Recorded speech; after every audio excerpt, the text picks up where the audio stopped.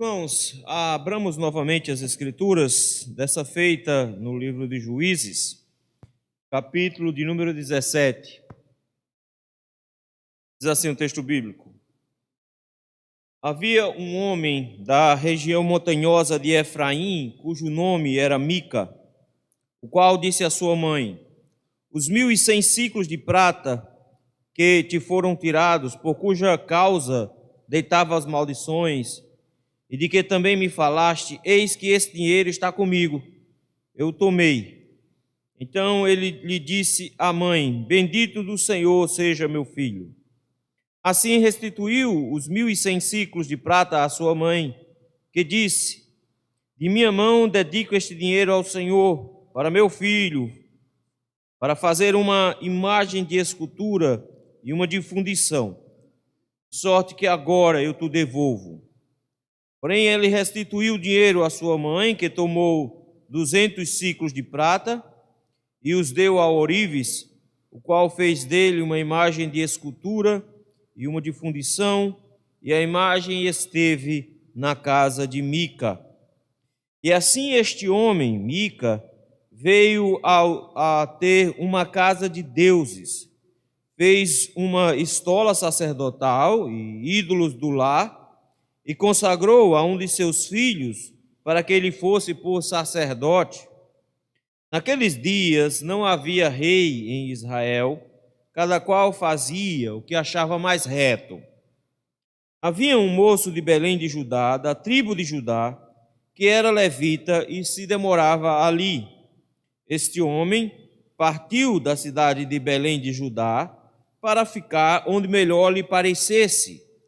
Seguindo, pois, o seu caminho, chegou à região montanhosa de Efraim, até a casa de Mica.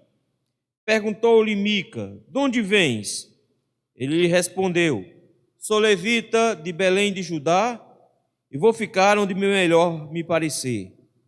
Então lhe disse Mica: Fica comigo, e sê-me por pai e sacerdote. Cada ano te darei 10 ciclos de prata, o vestuário e o sustento. O levita entrou e consentiu em ficar com aquele homem, e o moço lhe foi como um de seus filhos. Consagrou Mica ao moço levita, que lhe passou a ser sacerdote, e ficou em casa de Mica. Então disse Mica: Sei agora que o Senhor me fará bem, porquanto tenho um levita por sacerdote. Vou orar mais uma vez. Senhor, meu Deus, meu Pai, graças te rendemos, Senhor, pelo privilégio imenso que nos é concedido de estarmos na tua casa, reunidos com o teu povo, de podermos louvar o teu nome, buscar a tua presença como povo unido. Obrigado, Senhor, pelo privilégio também concedido a nós de estudarmos a tua palavra, de maneira que podemos, meu Pai, encontrar a tua vontade e discernirmos qual é o teu querer para a nossa vida. Rogamos, meu Pai, que pelo teu Espírito Santo o Senhor nos ilumine, para que possamos, meu Pai, descobrir a tua vontade e andar nela. É no nome de Cristo Jesus que nós te rogamos isso. Amém. Irmãos, é assustador quando a gente dá uma olhada rápida no movimento gospel brasileiro, no movimento evangélico brasileiro. É um balaio de gatos. É impressionante, mas o evangélico brasileiro, ele simplesmente decide em que ele crê. E ele crê em tudo. E você encontra evangélicos que creem em horóscopo, evangélicos que fazem mandingas, evangélicos que creem em profecias, em profetas, que creem muito mais em palavras de demônios do que em palavra de Deus. E o camarada que, se ele foi, ou se ele já foi satanista, se ele já foi macumbeiro, der um testemunho, a palavra dele, do que ele disser sobre o reino espiritual, é muito mais verdadeiro do que a Bíblia disser, porque o cara viveu. E é estranho, porque o que nós vemos, na verdade, é uma bagunça, de forma que quando a Bíblia é exposta, sabe o que é que os crentes dizem? Bem, essa é a sua interpretação. De forma que cada crente hoje acha que pode fazer a sua própria interpretação da Bíblia e pode produzir uma religião para si, como a gente faz quando entra numa sorveteria. Cada um mistura o sabor do jeito que quer e coloca chocolate com banana e coisa do tipo e vai-se embora, dá tudo certo. Porque a ideia é, eu tenho a minha própria religião. E aí não espanta a gente quando a gente vê de repente uma pessoa dessa dizendo, eu sou a igreja, porque a única religião que existe é a dele. Ninguém mais crê que nem ele. Ele fez um negócio tão particular, tão próprio, no estilo self-service, que nenhum prato religioso é igual ao dele. Realmente, ele é a única igreja, a única pessoa da religião que ele criou. Esse é o movimento gospel brasileiro, esse é o movimento evangélico brasileiro. Mas isso não é nenhuma novidade. Eu sei que a gente pode pensar, isso faz parte da maneira pós-moderna de pensar, faz parte dessa maneira de mesclar crenças e ideias e misticismos para produzir uma própria religião. Eu creio, é certo? É isso mesmo, mas isso não é novo. Isso faz parte do coração humano. Isso faz parte da maneira como os homens querem viver. E aí nós precisamos entender que quando nós temos uma religião evangélica brasileira desse modelo, nós temos, na verdade, uma religião evangélica pagã, idólatra. É isso que o texto que nós acabamos de ler vai mostrar. O livro dos Juízes é um livro muito interessante, porque, para começo de história, o livro se propõe a contar um período da história de Israel, que é um intervalo entre a morte de Josué e o primeiro rei ungido, o rei Saul. Então ele conta o período que antecede a monarquia em Israel. E foi um período extremamente conturbado, os irmãos já viram. Porque o grande problema que aconteceu aqui é que as pessoas não seguiram as instruções do Senhor. Assim que eles entraram na terra, e a terra foi conquistada, e Josué colocou cada um na sua região, eles deveriam ter terminado o trabalho de conquista e manter-se puros, porque o Senhor ficou o tempo todo advertindo. Foram 40 anos no deserto advertindo sobre os perigos que eles iam correr na terra de Canaã. E eles simplesmente ignoraram tudo, eles não cumpriram a lei, eles não cumpriram as instruções, e porque eles não conheciam as Escrituras, porque não havia um ministério específico do sacerdócio. Você vai ver, mal aparece nem sacerdote, vai aparecer agora, o livro inteiro, não aparece um sacerdote para falar nada, não aparece um profeta para falar nada, nós não temos ninguém instruindo o povo, e por isso é uma bagunça. Daí então a gente tem um mote que se repete no livro inteiro, e o povo fez o que era mal perante o Senhor, e o Senhor se ira contra o seu povo, levanta um povo inimigo que passa a dominá-los e a oprimi-los. Aí o povo clama ao Senhor, e aí o Senhor levanta um juiz, um libertador, que liberta o povo, passa-se um período de paz, em seguida volta tudo de novo. Mas nós vimos que houve uma progressão, que o povo foi piorando à medida que o texto foi caminhando. O primeiro juiz era alguém sem defeito, o último é alguém sem qualidades. No início eles adoravam um Deus, no final eles adoravam a todos os deuses que aparecessem. Há uma progressão de maldade, e isso é terrível. Mas uma outra particularidade que nós vemos nesse texto é a forma como ele introduz e como ele termina. Porque esse livro, na verdade, tem duas introduções, irmãos se lembram disso? Ele tem os capítulos 1 e 2 que funcionam como introduções para o assunto que vai ser tratado em seguida. Essas duas introduções que o livro traz, ela também é comparada com duas conclusões que o livro traz. É por isso que é estranho. Quando a gente termina a história de Sansão, que é o último juiz descrito aqui, a gente pensa, acabou o livro, acabou o livro. No entanto, o que ele vai fazer é contar mais duas histórias, são 5 capítulos. Nós temos a história de Mica e de seu sacerdote, os capítulos 17 e 18, e depois nós temos a história dos Danitas, de uma Revolução Danita, aliás, da Revolução Benjamita, logo em seguida, que leva mais 3 capítulos. São 2 histórias para terminar. E essas 2 últimas histórias são um problema para nós, porque nós não sabemos onde elas se encaixam.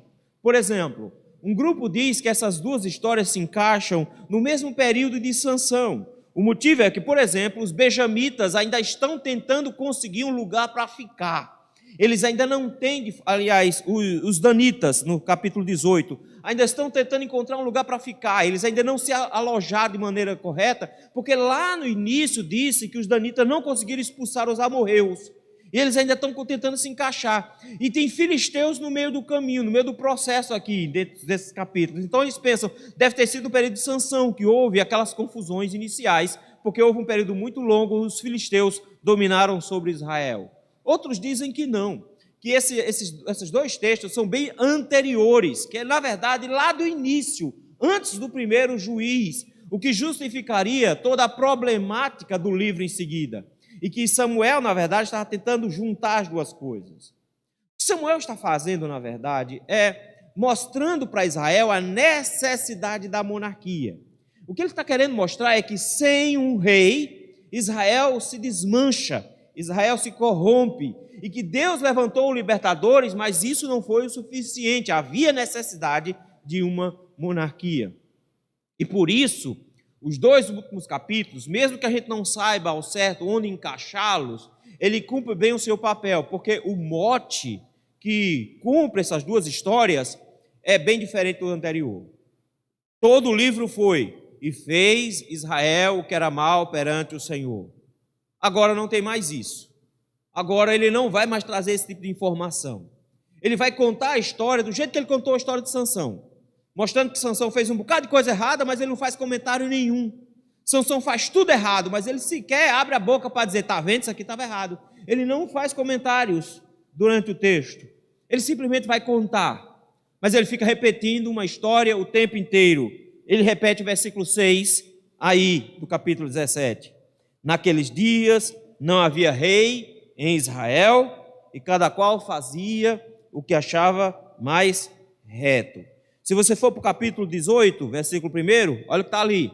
Naqueles dias não havia rei em Israel, e a tribo dos danitas buscava para si herança em que habitar. Se você for para 19, versículo 1, está lá. Naqueles dias em que não havia rei em Israel, houve um homem levita e E quando você chega no capítulo de número 21, lá no finalzinho, o último versículo, versículo número 25, diz lá: naqueles dias não havia rei em Israel, cada um fazia o que achava mais reto.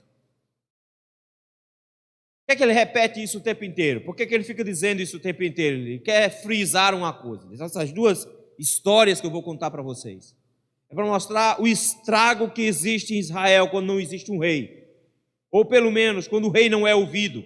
Segundo, para vocês verem o estrago de quando o povo de Deus não segue o seu rei verdadeiro, que Deus é o seu rei, e não segue a sua palavra e faz aquilo que acha que é certo.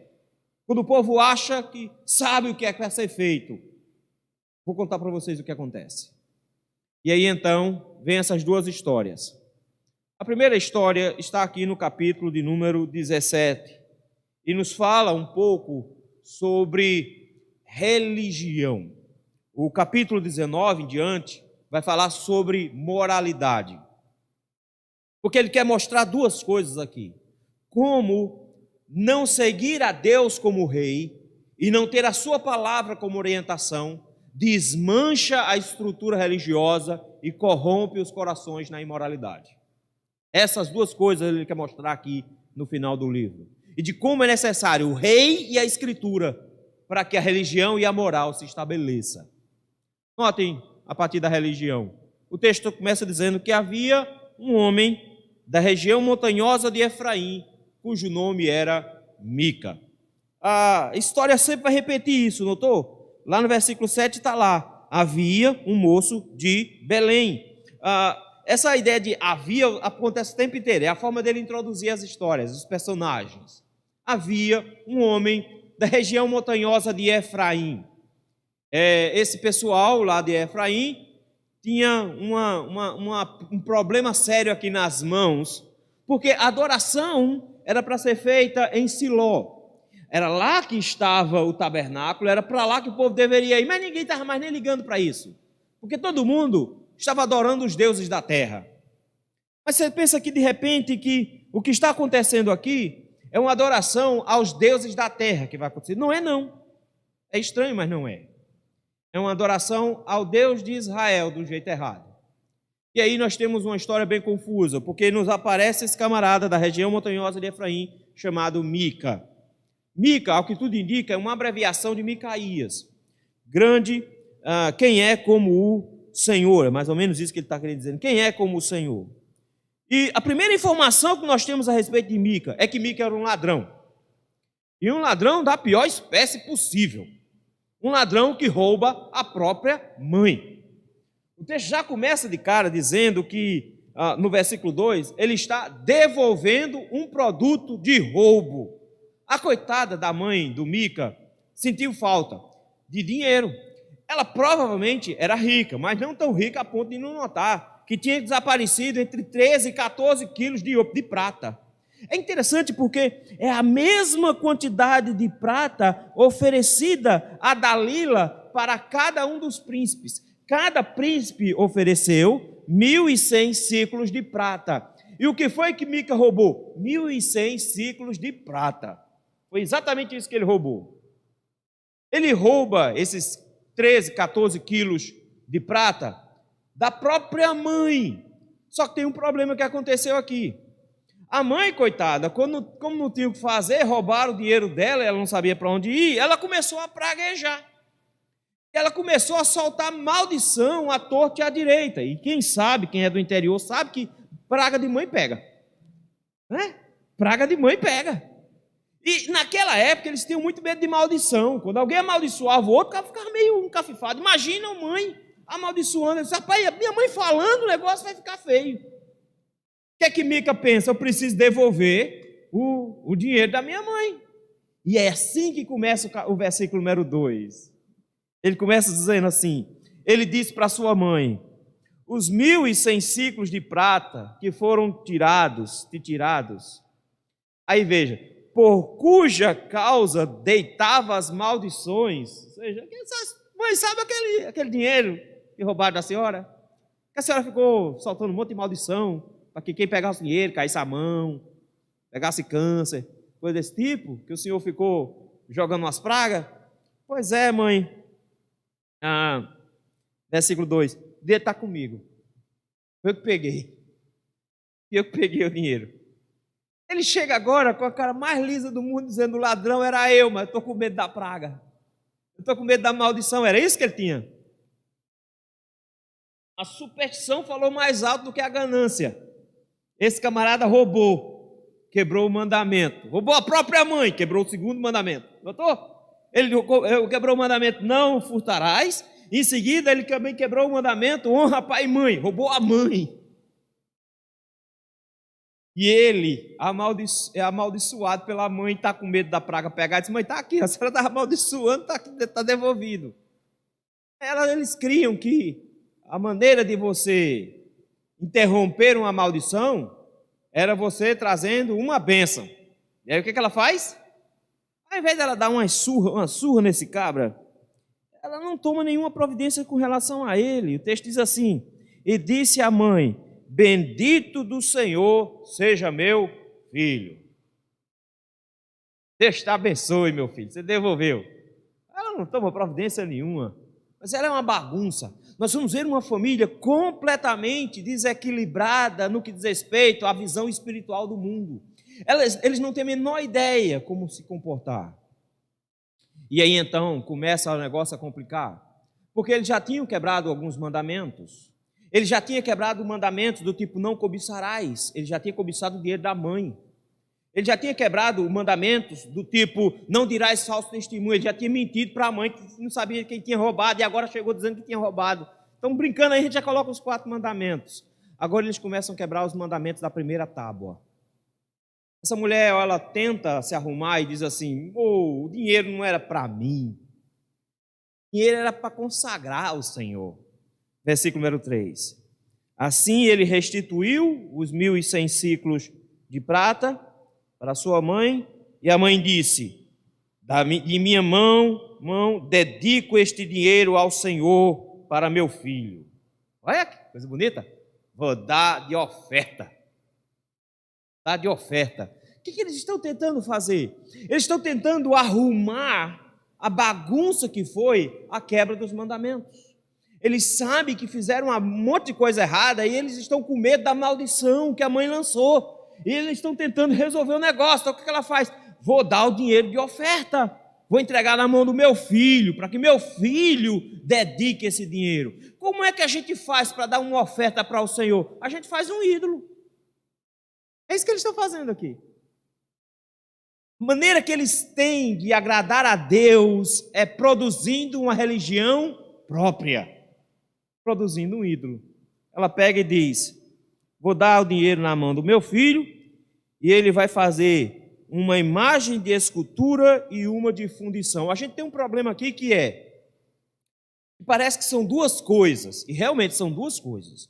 A imagem de escultura é quando você pegava pedra, madeira e esculpia a imagem e em seguida a cobria, a banhava de prata. Então era uma imagem um pouco maior. A imagem de fundição, o próprio nome já diz, se fazia um molde e se derretia a prata e colocava dentro e ficava uma imagem fundida. Então a imagem de fundição geralmente eram pequenas, eram amuletos pequenos. A imagem de escultura geralmente era maior, porque você usava uma madeira, por exemplo, um material menos nobre e só banhava de prata. Então nós não sabemos aqui se o que ela está dizendo é: eu vou fazer uma imagem de escultura e uma de fundição, ou se ela está dizendo que vai fazer uma imagem de escultura pelo método da fundição. É possível que ela esteja querendo dizer isso, porque se você prestar atenção, é dinheiro de menos e é coisa de menos que é feita em seguida. O texto nos diz que ela tinha 1.100 ciclos de prata para fazer isso e queria devolver ao Senhor e esse dinheiro para fazer uma imagem para eles adorarem do Senhor. Lembrem, eles estão adorando a Deus. Então eles estão quebrando o segundo mandamento: não farás para ti imagem de escultura. E o texto nos diz que ela vai devolver, versículo número 4, ele devolveu o dinheiro a ela, e ela tomou quanto? 200 ciclos. Não. Quanto era o dinheiro que ele devolveu? 1.100. Quanto é que ela tirou? Só 200. Ela só tirou uns 2 quilos mais ou menos de prata. Era muita prata ainda, né? Mas não era a prata toda, não. Parece um casal lá do Novo Testamento, né? Que vendeu um terreno e disse: Senhor, olha, tá aqui, tá tudo. Ele só ficou com um pedaço. Está mentindo aqui um pouquinho. Não, só entrega uma parte. Manda os 2 quilos para o ourives. E por isso que a gente acha que não pode ser uma imagem de escultura grande e uma de fundição. Ao que tudo indica, era uma só. E o texto diz que ele então pegou esses 200 ciclos de prata e fez deles uma imagem de escultura e uma de fundição. E aí, então, tem uma informação importante aqui. O fato diz assim: e a imagem, notou? Que não são várias. A imagem esteve na casa de Mica. Para onde foi a estátua? Para a adoração, para a casa de Mica. Como funcionava essa adoração aqui? Ao que tudo indica, não era necessariamente a produção de uma pessoa em pé, alguma coisa do tipo. É possível que seja, mas é muito difícil que tenha sido assim. O que eles faziam, na verdade, era um touro, era um animal, um boi.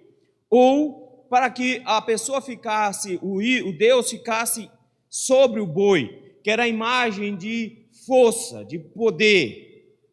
Veja que é isso que acontece com Arão. Lembram que eles pedem ouro e o que Arão produz? Um bezerro de ouro. E quando eles vão adorar, o que eles dizem? Nós não estamos adorando um bezerro, nós estamos adorando o Senhor. Então eles produzem um bezerro como que o Senhor viesse em cima do bezerro. É uma forma de trazer à imagem aquilo que não possui imagem.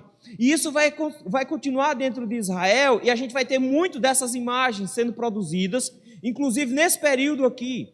Então o que provavelmente eles fizeram foi uma espécie de touro, onde eles de bezerro de prata, onde eles achavam que Deus iria ser adorado ali. O que Mica está fazendo é transformando sua casa num centro de adoração. Eu quero que vocês notem. Mica começou um processo de adoração de religião caseira. Só dele. Ele não precisa ir mais para Siló. Ele só precisa ligar o computador no YouTube. Ah, não é isso não. Mica adora em casa agora. Mica tem Deus em casa. Ele não precisa da Arca da Aliança de Siló. Ele tem Deus em casa. E ele gostou tanto da ideia de ter Deus em casa que ele pensou: então vou fazer uma igreja na minha casa. Eu vou criar uma religião aqui de casa. E por que não ter uma religião na sua casa? E quando a religião é minha e está dentro da minha casa, quem faz as regras? Eu faço as regras. Quem diz que uma religião funciona sou eu. Então o que é que ele pensou? Vou transformar a minha casa num centro religioso para Deus. O que é que eu faço para transformar a minha casa num centro religioso para Deus? Eu conduzo para dentro da minha casa todos os objetos sagrados que remetem a Deus. Versículo de número 5. O texto diz assim: e agora Mica tem uma casa de deuses. Ele transforma a sua casa numa central dessa religião self-service.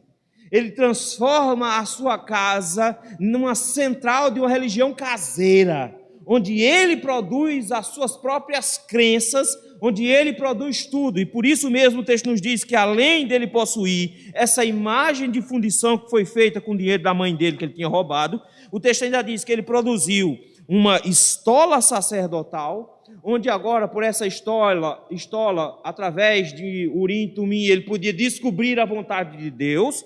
Ele ainda encheu a casa de ídolos do lar, ou seja, ele trouxe para dentro da casa amuletos de sorte, que era muito comum naquela época. Você vai ver, por exemplo, a esposa de Davi usando um amuleto desse para que Davi não fosse pego pelo pai Saul. Nós vemos a esposa de Jacó usando o amuleto desse na hora que estava fugindo da casa do pai dela, debaixo da cela ela colocou o amuleto. Era uma coisinha pequenininha. Ele traz essas coisas para dentro de casa. Olha a mistureba que ele fez. Um ídolo que era para representar Deus. Aí veio outros ídolos do lar que era para trazer boa sorte. Uma estola sacerdotal que deveria ser usada em Jerusalém pelo sumo sacerdote. Ele traz para dentro de casa. O que é que está faltando? Alguém para reger esse negócio. O que é que a gente faz? Coloca o menino de casa. Versículo de número 5 diz: e ele, veja, quem consagrou? Ele consagrou um de seus filhos para que ele fosse por sacerdote. Pronto. Mica tem uma religião. Aí o texto para e diz: sabe por que ele conseguiu fazer essa religião para ele? Uma religião só dele. Quantas pessoas tem nessa igreja de Mica? Só ele e a família dele. Ele fez uma religião só dele. Só dele. E nessa religião que é só dele, ele tem os deuses do jeito que ele quer, a adoração do jeito que ele quer, e ele tem até um sacerdote dele, que é o filho dele. Então quem é que manda? Ele, né? Ele que comanda. A cabeça da religião é Mica. É por isso que o texto para dizer: naquela época, naqueles dias, Israel não tinha rei, e cada um fazia o que achava que era certo. Queridos, qual é o grande problema aqui? É que a igreja evangélica brasileira está vivendo hoje como se não tivesse rei e cada um fazendo o que acha que é certo.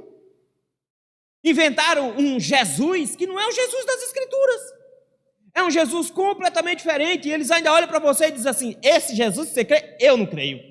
Ele está certo, eles estão certos, porque o Jesus que cremos é o Jesus da Bíblia. O Jesus que eles creem é uma imagem de fundição produzida em suas mentes. Eles transformam as suas casas como desigrejados em igrejas particulares e montam os seus cultos no seu próprio formato e transformam os seus lares em sacerdócio principal. Não precisa de pastor, não.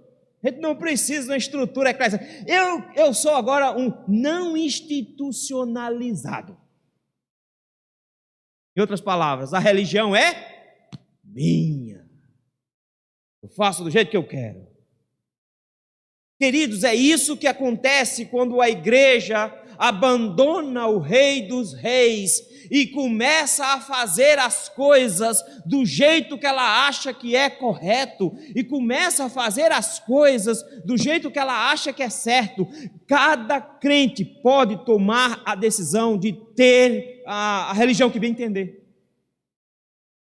E essa semana eu me deparei com um vídeo de uma irmãzinha presbiteriana, disse o nome, endereço e tudo, e teve um sonho durante a noite, uma revelação de como Jair Bolsonaro vai resolver os problemas do país. Gravou um vídeo, colocou na internet, e você não tem noção de como essa irmã presbiteriana está fazendo um sucesso, porque todo mundo lá fica emocionado com isso. Coisa linda, é isso mesmo, porque ela tirou um ratinho gordo, depois tinha um ratinho magro, e ele saiu desenterrando rato de tudo quanto era canto, e ela começa a citar textos da Bíblia, textos de Apocalipse que se refere a Jesus Cristo. Ela disse que era Bolsonaro.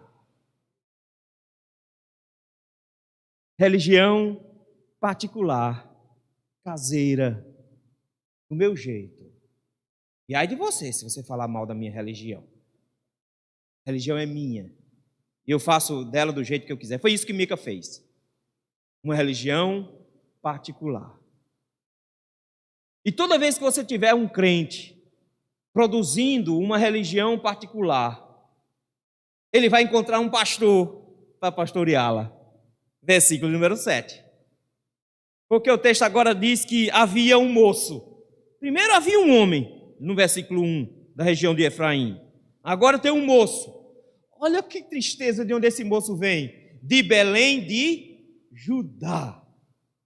O texto aqui fica confuso, porque o texto diz assim, havia um homem de Belém de Judá, da tribo de Judá. E em seguida o texto diz que ele era levita. E aí a gente fica com um problema. Porque como é que ele era levita, se ele era da tribo de Judá? Temos duas maneiras de montar isso aqui. A primeira, tribo de Judá não se refere ao levita, mas se refere à cidade de Belém, para dizer exatamente onde estava a cidade. Então pode ser que ele esteja dizendo que o moço vem de Belém de Judá, Belém que é da tribo de Judá. Pode ser que ele esteja dizendo isso, para afirmar, porque provavelmente havia outras cidades com o nome de Belém, e aí de repente podia ficar confuso, isso não, é Belém de Judá, da tribo de Judá. Mas pode ser que ele esteja dizendo realmente que ele fosse da tribo de Judá. Isso deixa ainda mais confuso, porque a gente tem um levita da tribo de Judá, da região de Belém. Rapaz, é Jesus todinho, mas isso aqui é o contrário. Mas era possível que algumas pessoas fossem consagradas ainda como primogênitos, lá no início da sua infância, ao Senhor. Nós vamos ter o caso de Samuel, que não é da tribo de Levi, mas é consagrado ao Senhor como levita e se torna sacerdote. Então é possível que houvesse esse tipo de consagração. Então nós não sabemos aqui se esse homem é da tribo de Judá e foi consagrado ainda muito criança ao Senhor como levita, ou se era da tribo de Levi mesmo e que era da região de Judá, e que a tribo de Judá é o lugar da cidade chamada Belém. O que nós sabemos desse homem, desse levita? Lembre, ele era um levita. Tem um monte hoje na igreja, mas isso aqui é especial. O texto diz que esse levita veio exatamente para a região de Efraim, chegou exatamente na região de Mica, e o texto diz que ele ali demorava. A expressão demorava é um pouco complicada aqui, porque as letras da palavra demorava ali são as mesmas letras para a palavra Gerson. E por que isso é importante? Porque se você for para o capítulo 18, versículo de número 30, vai dizer o nome desse sacerdote aqui. O texto diz que os filhos de Dan levantaram para si aquela imagem de escultura, e Jonatas, filho de Gesso, filho de Manassés, ele e seus filhos foram sacerdotes da tribo dos danitas até o dia do cativeiro do povo. Então a gente sabe o nome desse homem. O nome desse jovem era Jonatas. Ele era da descendência de Gesso, que era da descendência de Manassés. Esse cara é parente de Moisés. Vê? Sacerdote com pedigree. Tá bom. Lá de Belém. E o que é que esse cara está fazendo, rapaz? Ele provavelmente está sofrendo as consequências de uma nação corrompida. Porque todo o sustento do sacerdote vinha das outras tribos, porque a tribo de Levi não tinha terra. Então, a única coisa que eles tinham em Israel eram 48 cidades onde eles podiam morar. Mas o que é uma cidade se não tem sustento externo? Eles não produziam nada, eles só recebiam das outras tribos.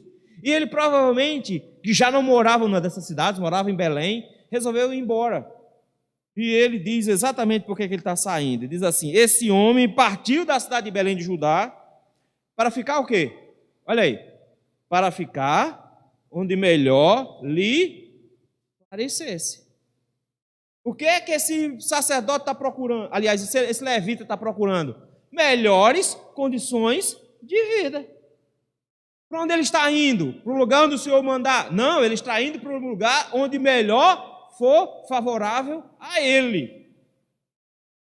Aí ele foi lá andando, chegou até a região montanhosa de Efraim, chegou na casa de Mica. Mica olha para ele e diz: rapaz, de onde tu vem? Está vindo de onde? Aí ele diz assim: eu sou levita, de Belém de Judá, e olha a expressão de novo: vou ficar onde melhor me parecer. Eis um levita que não quer servir ao Senhor, que serve a si mesmo e que vive buscando vantagens na vida. O que é que ele quer? Alguma vantagem. Isso nos mostra uma coisa importante, que toda vez que houver uma adoração falsa, haverá um pastor interesseiro para acolhê-la. O que é que Mica faz? Rapaz, foi Deus que mandou esse cabo aqui. Versículo número 10. Mica olha para ele e diz: fica comigo. Você vai ser para mim como se fosse meu pai, um sacerdote. Eu preciso de sacerdote. Rapaz, eu já tenho tudo aqui. Ó. Eu tenho uma casa, eu tenho um bezerro de ouro, de prata, eu tenho ídolos do lar, eu tenho uma estola sacerdotal, meu menino já é sacerdote. Mas, cara, o meu menino não tem muito pedigree, não. O bichinho lá, tá lá, fazendo esforço lá. Ai, cara, mas ter um sacerdote levita ia ser, olha, supimpa. Fica aqui com a gente. A proposta é boa. Olha lá, versículo 10. O salário é pequeno. Eu dou 10 ciclos de prata por ano. É muito pouco. Veja, lembrem-se, ele roubou 1.100, a mãe devolveu 200, ele ofereceu 10 no ano. O salário é curto. Mas o sacerdote não quer nem saber, ele quer arranjar, o levita, ele quer arranjar uma vantagem. E ele viu outras vantagens. Ele diz: eu te dou 10 ciclos de prata por ano, mas em outras palavras, eu também te dou roupa, eu te dou sustento. Ou seja, vai entrar, meu querido, os 10 ciclos de prata por ano, vai entrar livre.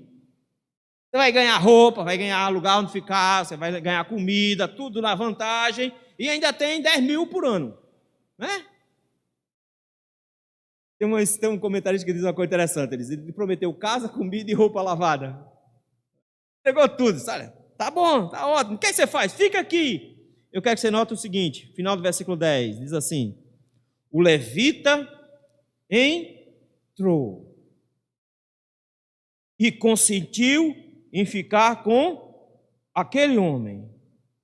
E o moço lhe foi como um dos seus filhos, ou seja, foi sustentado por ele. E consagrou Mica ao moço levita, que ele passou a ser sacerdote. Agora Mica tem um sacerdote oficial, da tribo de Levi. Mas olha como é que termina o versículo. E ficou em casa de Mica. Vocês já ouviram essa expressão lá no versículo 4. A imagem esteve em casa de Mica. Agora ele diz que o sacerdote ficou em casa de Mica. Pronto, a coleção religiosa de Mica está feita. Ele tem um sacerdote. que vai oficiar para ele. Sempre que houver alguém interessado em produzir uma religião particular, vai encontrar um pregador disposto a lucrar com essa religião e entregar a essa pessoa exatamente o que ela está procurando. E o que é que Mica estava procurando? A única coisa que os crentes evangélicos brasileiros também procuram. Eles vêm buscar a sua bênção. Último versículo. Então disse Mica: sei agora que o Senhor me fará bem. Agora eu não tenho mais medo de nada. Porque agora eu sei que o Senhor não vai me matar como a minha mãe me praguejou. Agora eu sei que tudo vai dar certo, porque o que minha mãe jogou de praga não vai pegar mais em mim, porque agora eu tenho uma religião certa, agora eu tenho até um pastor para cuidar dela, tudo que eu estou pagando está tudo certinho agora, porque agora eu tenho um sacerdote legítimo, com pedigree, ordenado, com carteira de ministro, lá da tribo de Levi, tudo pronto, tudo certinho. Ele agora diz: eu tenho um levita como sacerdote. Deus não pode agora se negar a me abençoar mais. Agora vai dar tudo certo. Ele estava completamente enganado, nós vamos ver isso a semana que vem, porque no capítulo 18 vai dar tudo errado. Mas o que eu quero mostrar para vocês é, em busca de bênção particular, esse homem cria uma religião própria.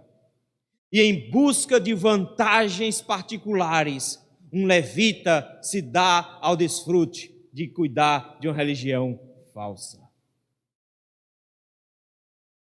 Irmãos, o que nós mais temos no nosso país são pastores evangélicos dispostos a ganhar dinheiro com a igreja e dar dinheiro.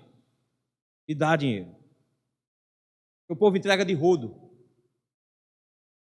Entrega carro comprado na hora. E tem mais, ainda fica com raiva quando o cara dá o carro que ainda está devendo umas parcelas. Paga as parcelas do carro. Não entrega o carro sem com as parcelas em aberto, não. Quita o carro antes de dar lá para a igreja. Pastores mercenários que andam por aí e querem ficar no lugar que é melhor ali parecer. Vão de igreja em igreja até achar uma que lhe seja vantajosa. Eles não estão nem um pouco interessados em servir a Deus. Eles servem ao seu próprio ventre, eles servem ao seu próprio estômago, eles querem vantagens para si. E desde que se pague bem, que mal tem? Eles servem ao dinheiro e por isso eles se encaixam em qualquer religião que você quiser. Eles vão dizer exatamente o que você quer ouvir para que sua religião faça sentido. Queridos, infelizmente, quando nós olhamos para o capítulo 17, nós vemos a igreja evangélica brasileira retratada. Uma igreja que abandonou o seu rei. Uma igreja que não tem mais um rei. Uma igreja onde cada crente monta a religião do jeito que ele acha certo. E ele mescla um negócio que é meio calvinista, meio arminiano, meio espírita. Ele acredita em fantasma, em reencarnação, em horóscopo, que todo mundo é predestinado, por isso que existe destino. Ele acredita em religião o Inca. Ele, se brincar, ele é até do Jedi. Ele faz uma religião só dele, onde ele é o único membro dela, e dentro da casa dele, ele escolhe com um controle remoto no YouTube que pastores ele quer que o pastoreiem. E encontra os pregadores que digam exatamente o que ele concorda, porque ele também só faz o que ele acha que é certo, não o que Deus disse que é certo. Quando a igreja de Cristo abandona o seu rei e abandona a sua palavra, ela produz uma adoração idólatra, particular, caseira, e encontrará servos de Satanás dispostos a servirem nela como sacerdotes por interesses próprios. Por isso, irmãos, cuidado. Cuidado, que essa é a tentação da nossa época. Qual é o nosso grande desafio? Em primeiro lugar, não invente uma religião para você. Não faça as coisas do jeito que você acha que é certo. Não tente adorar a Deus do seu jeito. Porque o que ele faz aqui é quebrar um mandamento atrás do outro. E ele rompe com todos os mandamentos do Senhor para produzir uma religião só dele, onde ele acredita no que ele acha que é digno de ser acreditado. Ele não está interessado em fazer o que Deus manda. Ele não considera Deus como seu rei. Jesus não é o rei dessa igreja. O primeiro desafio para você é cuidado com como você serve ao Senhor. Como é que você quer prestar adoração a Deus? Não gosto muito dessa igreja não, depois meio desanimado, nem dá uns aleluia grande. Fica todo mundo aí meio cabisbaixo, um negócio quieto. Não gosto dessa outra igreja não, só canta hino. Não é nem para cantar musiquinha assim, um negócio mais animado, para a gente balançar assim a mãozinha. Não tem um salmo para cantar. Que igreja é essa? Quando você escolhe o jeito de você adorar e servir a Deus, você acabou de produzir uma religião caseira, só sua. Segundo desafio, cuidado com falsos profetas. Cuidado. Porque do mesmo jeito que o Senhor envia os seus, Satanás também envia. Eles têm cara de piedade, falam muito bonito, se vestem bem, têm roupa de grife, cabelos, tem mais cabelo do que eu, estão tudo bonitão. Falam que você parece que tem veludo nos seus ouvidos. Mas esses homens, na verdade, eles estão somente procurando lugar onde melhor lhe pareça.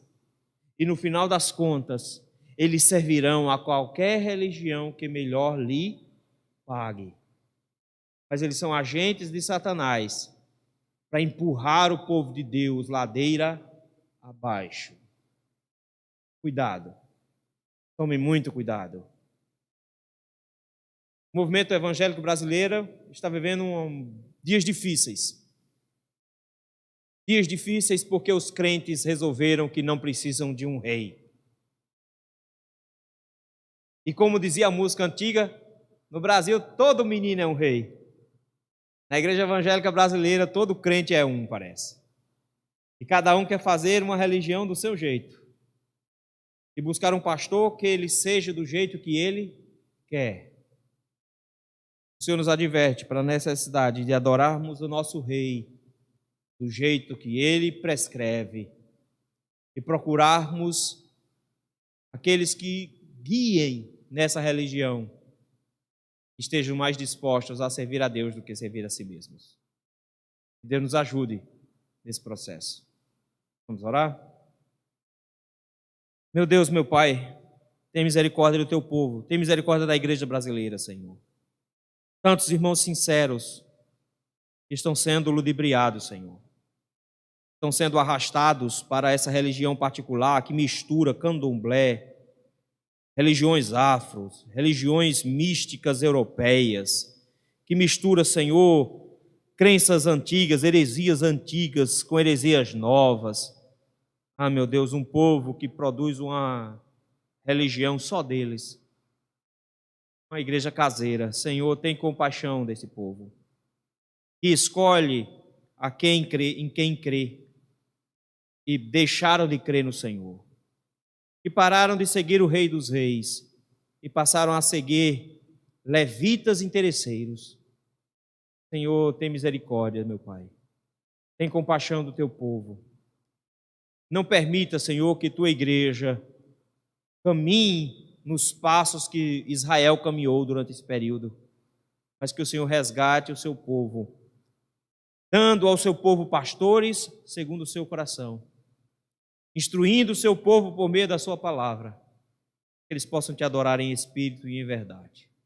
No nome de Cristo Jesus que nós te rogamos.